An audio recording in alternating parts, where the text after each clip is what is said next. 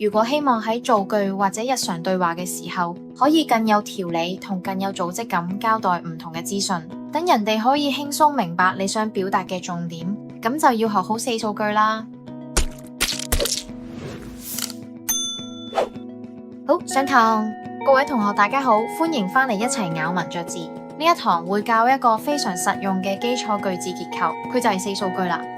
首先，咩係四數句呢？先講下個數字，數指元素或者叫記敘要素，所以四數句就係包含四個記敘要素嘅句子。記敘要素分別有時間、地點、人物、動物、物件同埋事情。除咗四數句之外，仲有兩數句同三數句。我哋將會由兩數句開始講起。兩數句包含人物或者動物或者物件同埋發生嘅事情。我睡覺，我係人物，睡覺就係事情。妹妹和小狗玩耍，妹妹和小狗係人物同動物，玩耍係事情。鬧鐘響了，鬧鐘係物件，響了係事情。兩數句比較簡單同直接，熟習咗兩數句之後就可以升級去到三數句。三數句其實就只係兩數句加上地點。今次全段影片都會用同一組嘅例句做例子㗎，咁同學就可以更加清楚咁睇到加入唔同元素之後嘅分別。我哋幫原本嘅句子加上地點，家裏、公園同睡房，佢哋就會由兩數句變做三數句。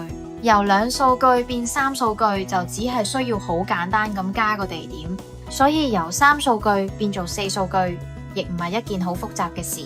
四數句就係三數句加上時間，即係時間加人物或者動物或者物件加地點同埋事情，合共四個元素。我哋為頭先三數句嘅例句加上時間，星期六、昨天同埋早上8時。透過最簡單嘅方法喺句子前面加上時間，就可以將三數句變成四數句。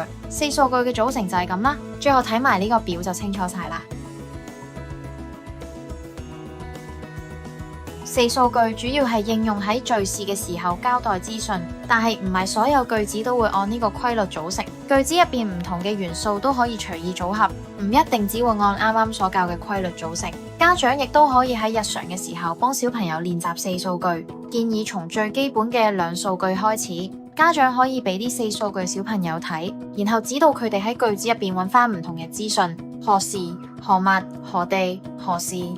日常同小朋友對話嘅時候，亦都可以鼓勵佢哋用多啲完整嘅句子，而唔係淨係講個別嘅字詞。例如你問小朋友今日去咗邊度玩，我哋會想佢答我今日去咗公園玩，而唔會淨係答公園兩隻字。學識咗四數句之後，都要不斷練習同喺日常實踐，咁先可以熟習佢嘅用法同創造更多唔同嘅變化。同學仔記得喺敘事嘅時候多啲運用四數句，就可以輕鬆咁將事情交代清楚啦。好，落堂。如果有任何疑問或者想作更深入嘅討論，歡迎留言或者去 Instagram DM 我哋。如果呢條片幫到你，不妨幫手 Like、Subscribe 同埋 share 埋俾同學仔。呢個 channel 係咬文嚼字，我係文老師，我哋下堂見，拜拜。